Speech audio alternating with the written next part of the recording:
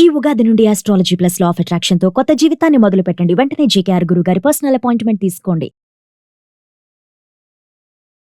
Hello అండి, నమస్తే. నేను మీ హరితాకల emotional wellness coach and motivational speaker. Welcome back to Suman TV. రీసెంట్గా నేను ఒక ఇన్స్టాగ్రామ్ రీల్ చూశానండి. యూట్యూబ్లో కూడా షార్ట్లో అప్లోడ్ చేశారు. అది వాళ్ళ ఛానల్ ఏదో నాకు గుర్తులేదు, కానీ ఇలాంటివి నేను ఒక 2-3 టైమ్స్ చూశాను.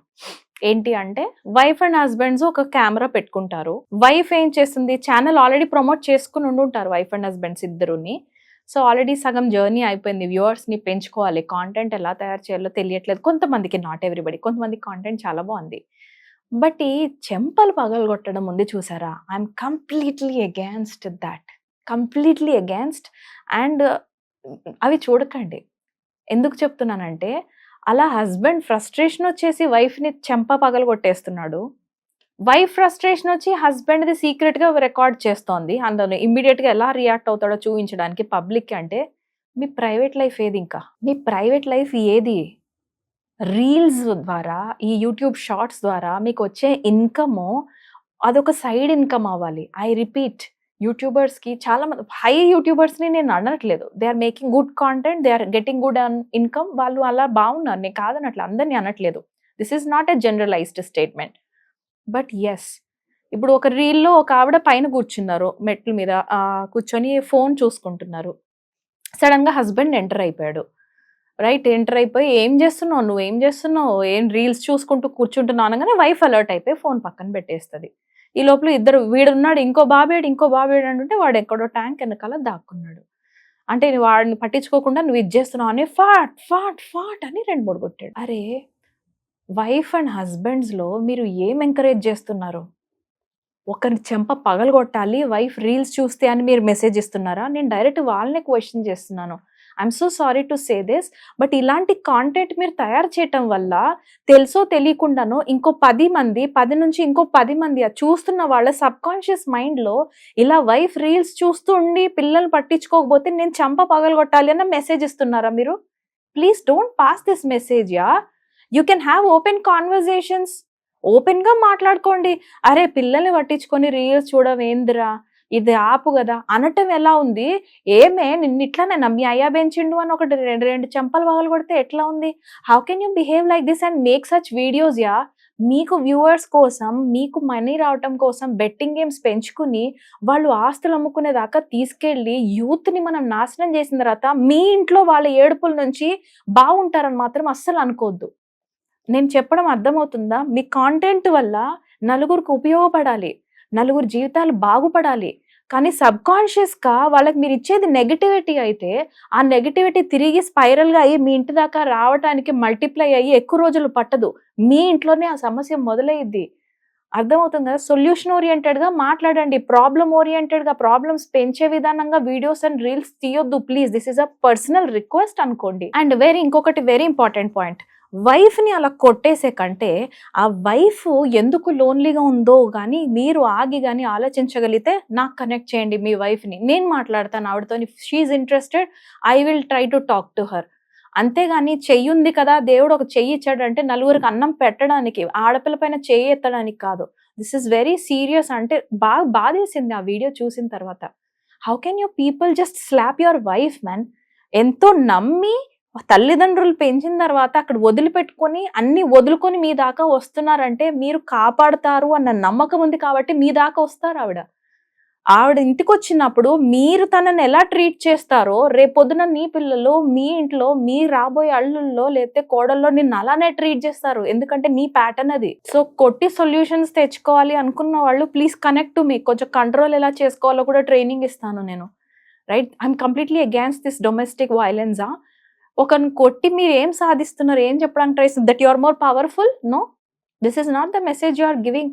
డామినెన్స్ ద్వారా ఒకరిని కొట్టి మనల్ని హింసించి మనం ఇచ్చే మెసేజ్ ఏముండదు, మనకు మనం నష్టం చేసుకోవడం తప్ప. I'm so sorry if this video is hurting you, but please stop doing this type of content. అసలు ఎందుకు ఇలాగా వైఫ్ అండ్ హస్బెండ్స్ని మీరు ట్రిగ్గర్ చేస్తున్నారో నాకు అర్థం అవ్వట్లా. ఆల్రెడీ సగం వాళ్ళ లైఫ్స్లో స్ట్రెస్లు పెరిగిపోయి ఎందుకు పని చేస్తున్నారో కూడా అర్థం కాని వైఫ్ అండ్ హస్బెండ్స్ బోల్డ్ మంది ఉన్నారు. దేనికి వర్క్ చేస్తున్నాము? సాలరీస్ కోసం వర్క్ చేస్తున్నామా, పిల్లల కోసం వర్క్ చేస్తున్నామా? పొద్దున్న సాయంత్రం దాకా నేను అక్కడికి వెళ్ళి వస్తా మేడం, రాగానే మీరు రీల్స్ చూస్తూ కనబడుతుంది, కోపం రాదా అంటారు. I understand. బట్ కోపం వచ్చిందంటే అక్కడ నువ్వు కూడా యాంగర్ మేనేజ్‌మెంట్ స్కిల్స్ నేర్చుకొని కమ్యూనికేషన్ సరిగ్గా మాట్లాడుకోవాలి తప్ప, బాస్ చెవిన ఫ్రస్ట్రేషన్ అంతా తీసుకొచ్చి ఇంట్లో ఆడపిల్ల మీద చూపిస్తా అంటే, ఆమె పొద్దున్నుంచి సాయంత్రం దాకా ఎలాంటి లైఫ్ లీడ్ చేస్తుందో తెలుసా? మీకది స్మాల్‌గా కనిపించొచ్చు. But once they are lonely, if they are depressed, obviously ఫోన్‌లో రీల్స్ చూసుకొని కొద్దో గొప్ప డోపమైన్ రిలీజ్ చేసుకోవడం తప్ప ఇంకేం చేస్తూ ఉంటారు? వాళ్ళకి 1% అన్నా ఎవడన్నా అప్రిషియేషన్ చేస్తున్నాడా? You are doing a good job అని ఎవరన్నా అంటున్నారా? నువ్వు నీ పిల్లల్ని పెంచుతున్నావమ్మా అని ఎవడన్నా అంటాడా? మీరు జస్ట్ చెక్ చేయండి ఎవరైనా గాని ఇంట్లో ఆడపిల్లల్ని. They will not appreciate. ఉల్టా నువ్వు ఏం చేస్తున్నావు? చదువుకొని దేనికి లాభం? ఇంత చదువుకొని ఇంట్లో కూర్చొని ఏం చేస్తున్నావు? సరే వర్క్ చేయడానికి వెళ్తది కదా! నీకు అవసరం ఏముంది వర్క్ చేసేది?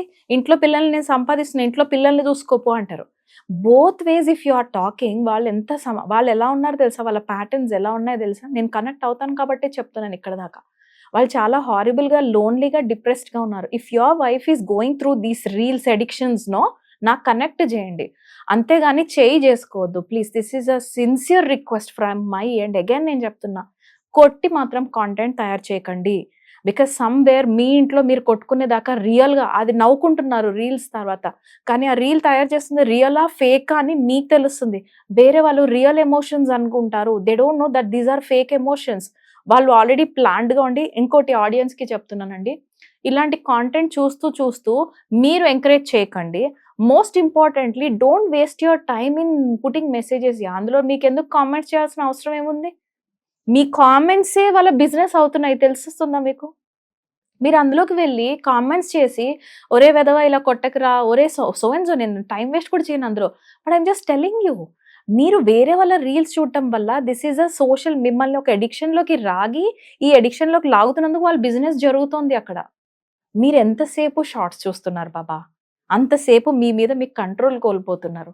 అంతసేపు మీ మీద కంట్రోల్ కోల్పోతున్నారంటే సంతోషంగా ఉండాల్సిన లైఫ్‌లో what are you doing? The opposite కదా! అది రెస్ట్ తీసుకొని ప్రొడక్టివ్ పని అయిపోయిన తర్వాత if this is your happiness లిస్ట్‌లో, if this is in your joy list చూడండి. నేను చూడొద్దనట్లేదు. షార్ట్స్ మీకు హ్యాపీనెస్ ఇస్తున్నాయా? 2, 3 నిమిషాలు నవ్వుకునేది చూస్తున్నామంటే చూడండి.